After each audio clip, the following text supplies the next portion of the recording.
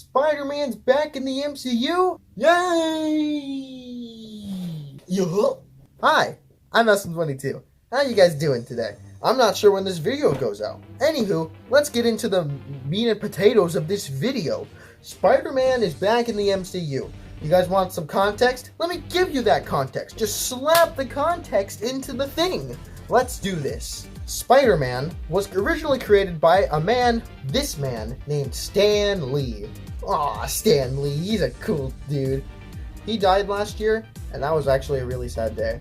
He was 95 at the time, and, he created basically all of Marvel, so he was a pretty important person. Anywho, one of the people that he created was Spider-Man!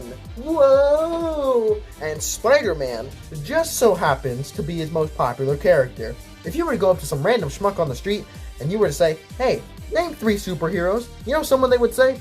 Well, now they'd say Iron Man. But 10 years ago, they would have said Spider-Man as one of the 3. The other 2 would have been Superman and Batman. But that doesn't matter. Anywho, Sony bought Spider-Man from Marvel back when Marvel was poor, before Iron Man. Back in the day, 10 years ago. I was 6. And so, now, at this time, Spider-Man is a part of the MCU. Yay! They made 5 movies in which he was a part of. They made Captain America Civil War, Spider-Man Homecoming, Avengers Infinity War, Avengers Endgame, and Spider-Man Far From Home. That's a total of 5 movies. That's a lot of movies. That's like a quarter of everything the MCU is. He was a part of that. He's a big deal. And this is all in 3 years, by the way. So last month, Sony and Disney owns Marvel and the MCU, and Sony owns Spider-Man, and so Spider-Man is in the MCU. At the time, Disney was paying for all the movies. They were paying for all the Spider-Man movies, but they were only receiving like 5% of the finances. Now, I know Disney is a $1 trillion company, okay? But that's not fair. I'm one of the people who think that Disney was kind of being robbed, because, like, how the hell are you going to be financing the entire movie and not be reimbursed at least for what you did? You know, you should at least be paid, you should at least break even with what you did. Even if Sony keeps all the profits, just at least make us break even and not make us lose money on making this one film, okay? Please, and thank you. So Sony was like, no, because Disney asked them, like, hey, could we at least, like, get a little bit of this? You know, we're making the movies. You're just sitting there, just, just twiddling your thumbs saying, Spider-Man. So Sony was like, no. And Disney was like, huh. And Sony and Disney just started butting heads, right? And then eventually, the deal that they had, no more Spider-Man. No! Spider-Man's not gonna be in the MCU! Oh no! But wait! There's a catch. Spider-Man was no longer gonna be in the MCU, but he had been so tied into Tony Stark and into everything that had been there that Spider-Man's story couldn't continue at Sony. They literally could not use the same source material, because how the hell are you gonna explain away that much stuff and keep people entertained still? If they just remove Tony Stark from Spider-Man 3, people will be in uproars. People will be mad. And eventually, Sony kind of realized that. The last good Spider-Man movie that they made were the Tobey Maguire Spider-Man movies. Now, 3 is the weakest of the trilogy, yes, but it's still fine. So I consider the entire trilogy good. But is it good now? No. Well, kind of, but not really. Spider-Man 1, 2, and 3 were good for the time. They were pioneers. It was kind of like, there were bad superhero movies, and then Spider-Man came along, and then there were good superhero movies, and they were good, and then they made The Amazing Spider-Man. It's okay. And then they made The Amazing Spider-Man 2. That's not so okay. But the point is, in this current day and age, Sony cannot really make good Spider-Man movies. They did make Venom, not involved with Spider-Man, so that doesn't even count as a Spider-Man movie. But still, I mean, I'll give them credit. It's fine. It's not a masterpiece by any means, but Venom is okay. It's fine. It doesn't deserve the, 20% that it has on Rotten Tomatoes or anything.